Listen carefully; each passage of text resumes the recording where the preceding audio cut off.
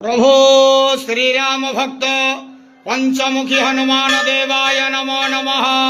दीपं यदि परम ब्रह्म दीपं यदि जनार्दनः दीपहरतु मे पापो पूजा दीप नमस्तुते।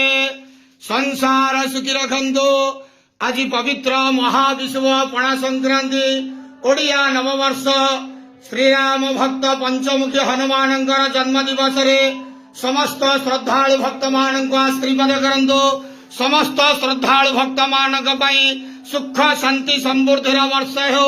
समस्त भक्त मानकर कर्म क्षेत्र उन्नति करंतु। ग्रहरिष्ठ खंडन करंतु।